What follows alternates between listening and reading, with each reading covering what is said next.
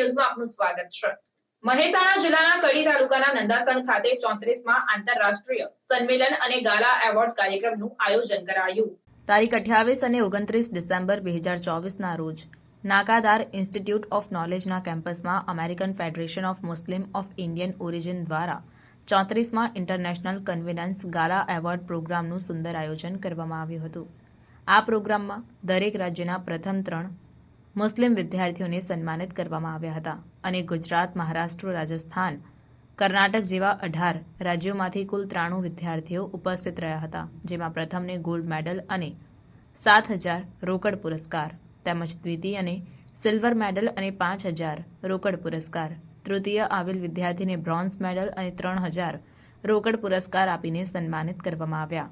આફમી દ્વારા ભારતભરમાં મુસ્લિમોએ જે બિરદાવવા લાયક બહાદુરીભર્યું કાર્ય કર્યું હોય તેવા લોકોને 50,000 રૂપિયાનો રોકડ પુરસ્કાર આપીને સન્માનિત કરવાનું પ્રશંસનીય કાર્ય કરાયું છે, જેમાં આ વર્ષે ભાવનગરના કોડિયાદ ગામ પાસે યાત્રા કરી પરત ફરતા હિન્દુ ભાઈઓની બસ પાણીના પ્રવાહમાં ફસાયેલી હતી। તે સમયે બસના 29 યાત્રીઓને ભાવનગરના મુસ્લિમ મોહમ્મદ હુસૈનભાઈ અને મહેબૂબભાઈ સૈયદે યાત્રીઓને હેમખેમ બહાર કાઢીને જે પ્રશંસનીય અને બહાદુરીપૂર્વકનું કાર્ય કર્યું હતું, તેમજ તાજેતરમાં બોમ્બેમાં જે બોટ દુર્ઘટનામાં લોકો ડૂબી રહ્યા હતા તેમને પણ મુસ્લિમ ભાઈઓએ બચાવીને બહાદુરીભર્યું કાર્ય કર્યું છે, તેમને પણ 50,000નું રોકડ પુરસ્કાર આપીને સન્માનિત કરી પ્રોત્સાહિત કરવામાં આવ્યા હતા। ઉલ્લેખનીય છે કે આફમીના સ્થાપક અને ફાઉન્ડર ડોક્ટર નાકાદાર સાહેબનું સપનું હતું કે ભારતના મુસ્લિમોને શિક્ષણ આપવું, તેમને શિક્ષિત બનાવવા, તેનાથી દેશ અને સમાજની પ્રગતિ થશે। આ પ્રેરણાદાયી કાર્યને લઈને American Federation of Muslim of Indian origin AFMIની સ્થાપના કરવામાં આવી હતી। ડોક્ટર નાકાદાર સ્થાપિત કોલેજના કેમ્પસમાં યોજાયેલા પ્રોગ્રામમાં આફમીના સ્થાપક અને ફાઉન્ડર ડોક્ટર નાકાદાર સહિતના હોદ્દેદારો તેમજ મોટી સંખ્યામાં લોકો ઉપસ્થિત રહ્યા અને કાર્યક્રમને શાંતિપૂર્ણ રીતે સફળ બનાવ્યો હતો। બ્યુરો રિપોર્ટ ફઝલ ખાન પઠાણ સાથે Rabbani Malik. Amanullah Sethwala, campus director doctor Nakadar institute of knowledge. આ ઇન્સ્ટિટ્યૂટ દ્વારા આજે શું પ્રોગ્રામ રાખવામાં આવ્યો? આ ઇન્સ્ટિટ્યૂટ દ્વારા અમે ઓર્ગેનાઇઝ કરેલું છે આ પ્રોગ્રામ કે જે અમેરિકન ફેડરેશન ઇન્ડિયન મુસ્લિમ ઓરિજિન જેના 34th ઇન્ટરનેશનલ કન્વેન્શન ગાલા એવોર્ડ પ્રોગ્રામ કે જેમાં ધોરણ 10 અને ધોરણ 12ના દરેક રાજ્યના પ્રથમ 3 મુસ્લિમ વિદ્યાર્થીઓને સન્માનિત કરવામાં આવ્યા છે। આ પ્રોગ્રામમાં જે રાજ્ય ગુજરાત છે, મહારાષ્ટ્ર છે, રાજસ્થાન છે, એવા અમારી પાસે વેસ્ટ બેંગાલથી 93 સ્ટુડન્ટ્સ આવેલા છે। 93 સ્ટુડન્ટ્સને અમે ગોલ્ડ મેડલ, સિલ્વર મેડલ અને બ્રોન્ઝ મેડલ તથા પ્રથમ ક્રમે 7,000, 3,000 અને 5,000 એવા કેશ પ્રાઇઝ આપેલી છે।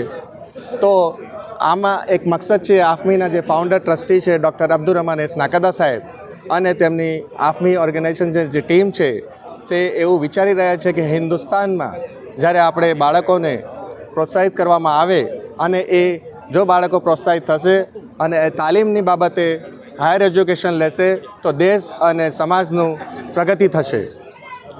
સાથે સાથે જે બહાદુરી પુરસ્કાર પણ કંઈ આપવામાં આવે છે તે?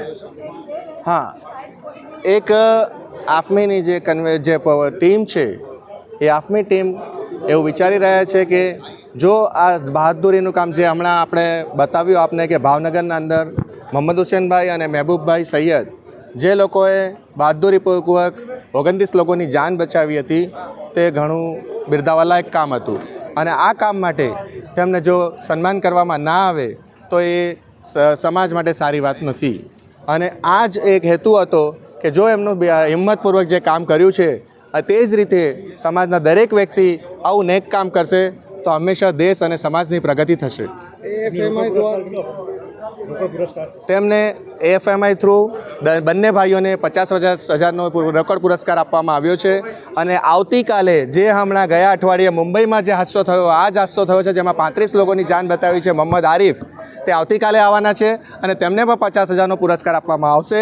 અને આ એક મેસેજ જઈ રહ્યો છે આફમી દ્વારા કે જે લોકો કંઈક સારું કામ કરે છે, નેક કામ કરે છે, કોમ માટે કામ કરે છે, માનવતા માટે કામ કરે છે, તેમને બિરદાવવા ખૂબ જ જરૂરી છે અને આફમીની ઓર્ગેનાઇઝેશન દ્વારા તેમને બિરદાવવામાં આવ્યા છે। તે ઘણી ખુશીની વાત છે આપણા સમાજ માટે, દેશ માટે। ભારતભરના વિદ્યાર્થીઓને એજ્યુકેશનને લઈને શું મેસેજ આપવા માંગશો? ભારતભરના જે વિદ્યાર્થીઓ અહીંયા આવ્યા છે સૌથી પહેલાં તો દરેકને હું સ્વાગત કરું છું. અમને ઘણી ખુશી થાય છે કે જ્યારે લાસ્ટ યર ઔરંગાબાદમાં પ્રોગ્રામ થયો હતો ત્યારે અમને કહેવામાં આવ્યું કે 34 નંબરનું કન્વેન્શન ગુજરાતમાં કરવામાં આવશે અને ત્યારે અમને સિલેક્ટ કર્યા. ત્યારે અમને ઘણી ખુશીની વાત હતી કે અમારે મહેમાન નવાજી કરવાનો મોકો મળ્યો છે.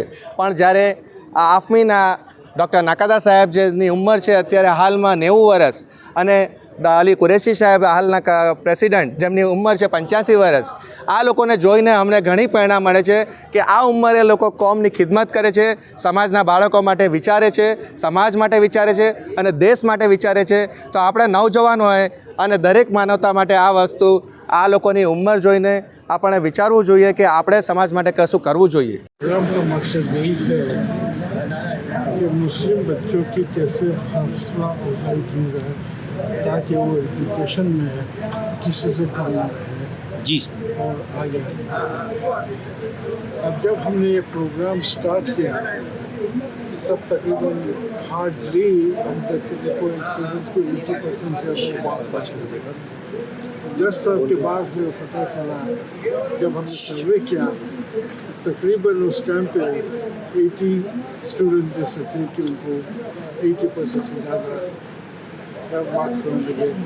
आज ये हाल है कि 95-96% ऑफ मुस्लिम स्टूडेंट्स को 85 to 90% से ज़्यादा मार्क्स आते हैं.